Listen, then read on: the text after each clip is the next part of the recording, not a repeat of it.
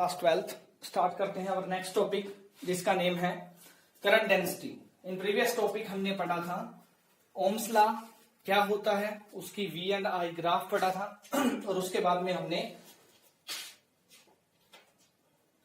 Conductivity और resistivity के बारे में भी पढ़ लिया था कि वो क्या होते हैं और रेजिस्टिविटी है वो किन फैक्टर्स पे या रेजिस्टेंस किन फैक्टर पे डिपेंड करता है।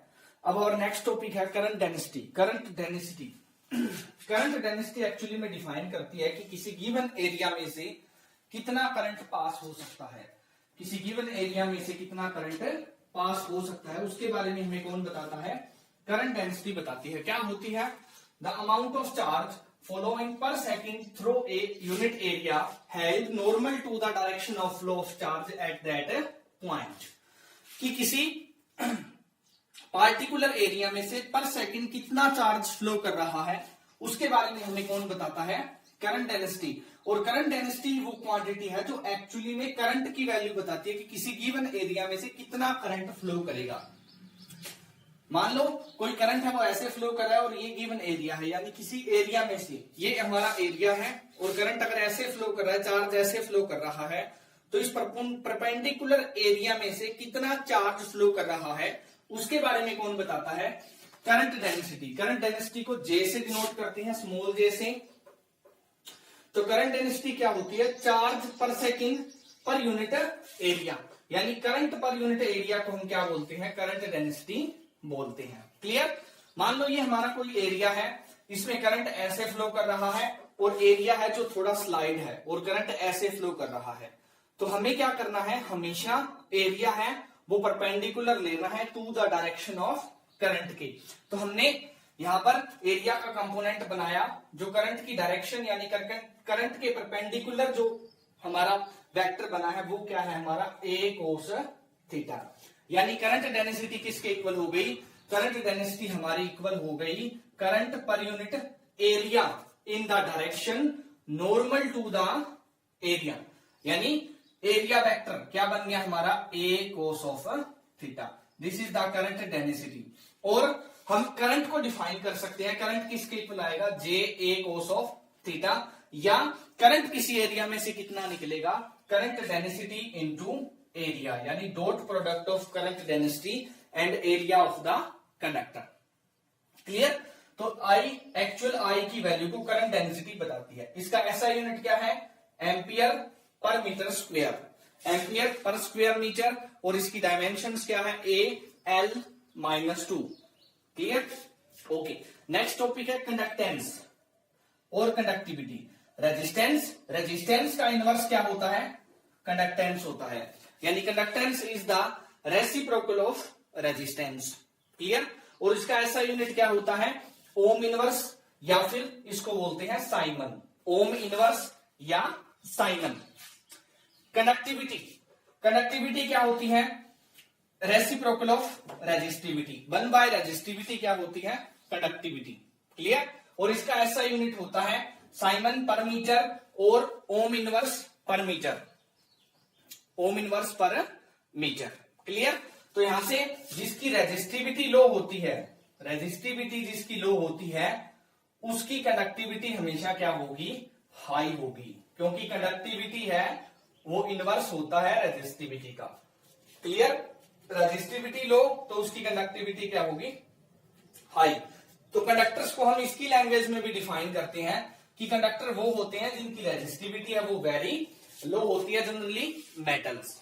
क्लियर। इसके बाद है colour code for carbon registers.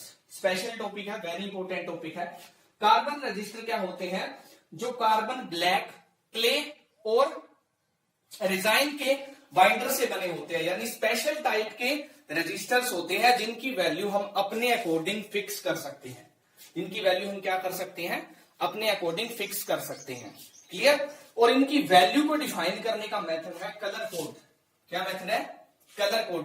कि हर एक कार्बन रजिस्टर के ऊपर हम कलर की स्ट्रिप्स बना देते हैं 1 2 3 4 और उन स्ट्रिप से हम क्या डिफाइन करते हैं, उसका रेजिस्टेंस डिफाइन करते हैं और उसका एक्यूरेसी डिफाइन करते हैं कि वो कितना टॉलरेंस कर सकता है, कितने परसेंट रेजिस्टेंस को वो टॉलरेंस कर सकता है। क्लियर। तो ये टॉपिक क्या है, colour code for carbon register. Carbon resistor क्या होते हैं?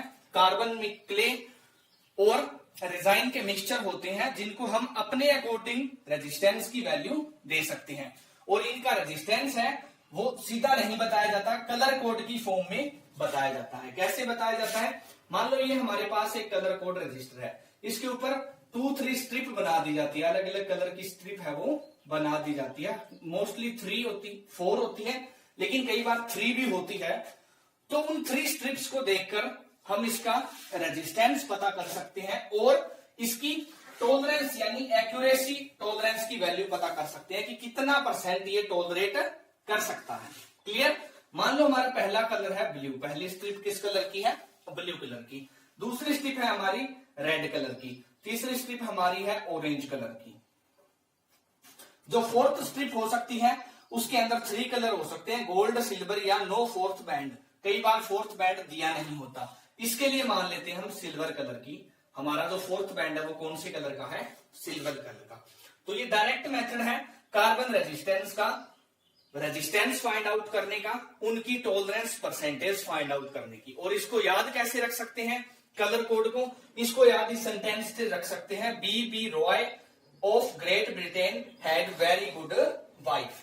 क्या लाइन है? फिर से रिपीट कर देता हूं, B Roy of Great Britain had very good wife. इनमें जो कैपिटल लेटर हैं वो किसी ना किसी को कलर को बता रहे हैं, और टॉलरेंस के लिए 3 बैंड होते हैं, गोल्ड, सिल्वर या कई बार फोर्थ बैंड नहीं होता।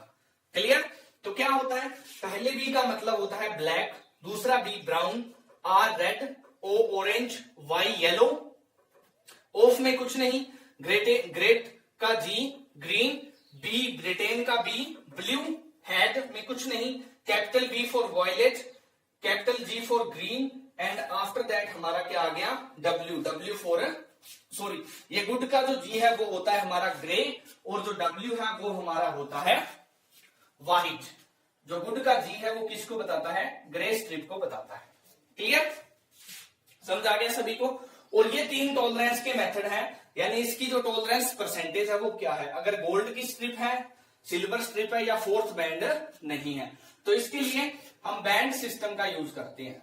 किसका यूज करते हैं? बैंड सिस्टम का, कि इसके किसी पार्ट में बैंड्स बना दी जाती हैं। जैसे यहां पर मैंने 4 स्ट्रिप बनाई है किसी कार्बन रजिस्टर पर, ये हमारा क्या है? कार्बन रजिस्टर है। इसके ऊपर हमने 4 स्ट्रिप्स बना दी अलग अलग कलर की, और उससे इसका रेजिस्टेंस पता किया जा सकता है। क्लियर? तो मेथड क्या है? सिस्टम नंबर 1 हम पढ़ रहे हैं, जिसमें हम बैंड सिस्टम के बारे में मोस्टली पढ़ेंगे, स्ट्रिप सिस्टम के बारे में पढ़ेंगे, जिसके ऊपर कोएक्सियल रिंग्स बनाई जाती है। क्या बनाई जाती है? कोएक्सियल रिंग, या अलग अलग कलर की रिंग्स बना दी जाती है, और वो रिंग्स हमें एक पार्टिकुलर रेजिस्टेंस के बारे में बताती है। क्लियर? क्या मेथड है? नंबर 1, जो हमारी फर्स्ट रिंग होगी, मान लो फर्स्ट जो कलर होगा वो हमारा फर्स्ट सिग्निफिकेंट फिगर बताएगा। किसके बारे में बताएगा? फर्स्ट सिग्निफिकेंट फिगर के बारे में। सेकंड रिंग हमारे सेकंड फिगर के बारे में बताएगी कि हमारा सेकंड नंबर है वो क्या होने वाला है। थर्ड रिंग मोस्ट इंपोर्टेंट है, जो थर्ड रिंग होगी या थर्ड जो स्ट्रिप होगा वो हमें 10 की पावर के बारे में बताएगा। किसके बारे में बताएगा? 10 की पावर के बारे में। और जो हमारा फोर्थ बैंड होगा, यानी फोर्थ जो रिंग होगी, वो हमें टॉलरेंस पावर के बारे में बताएगी। किसके बारे में बताएगी? टॉलरेंस के बारे में, कि कितनी % टॉलरेट कर सकता है। वेरी सिंपल मेथड है। पहला कलर फर्स्ट सिग्निफिकेंट फिगर को बताएगा, सेकंड बैंड या second strip second significant figure को बताएगी, थर्ड स्ट्रिप है वो 10 की पावर के बारे में बताएगी, और फोर्थ बैंड है वो हमारा टॉलरेंस को बताएगा। अगर कोई भी फोर्थ बैंड नहीं है, यानी गोल्ड या सिल्वर कलर का नहीं है, तो वहां पर हम टॉलरेंस पावर क्या लिख देंगे? ±20%। तो इसके लिए प्रैक्टिस करते हैं। पहला कलर है ब्लू। ब्लू के लिए यहां पर देखिए, ये ब्रिटेन का बी क्या बताता है? ब्लू। तो ब्लू के लिए पहला नंबर क्या आ गया? 6। तो पहला सिग्निफिकेंट फिगर पहली रिंग। दूसरा कलर है रेड। रेड का यहां पर देखिए आर रेड, रेड का नंबर है 2, तो 2 × तीसरी स्ट्रिप क्या बताएगी? 10 की पावर को। तीसरी क्या है? ऑरेंज। ऑरेंज का ओ के लिए है 3, यानी 10 की पावर 3। और जो फोर्थ स्ट्रिप है वो हमें क्या बताएगी? टॉलरेंस के बारे में। फोर्थ स्ट्रिप क्या है? सिल्वर। तो हमारी टॉलरेंस पावर क्या आ गई?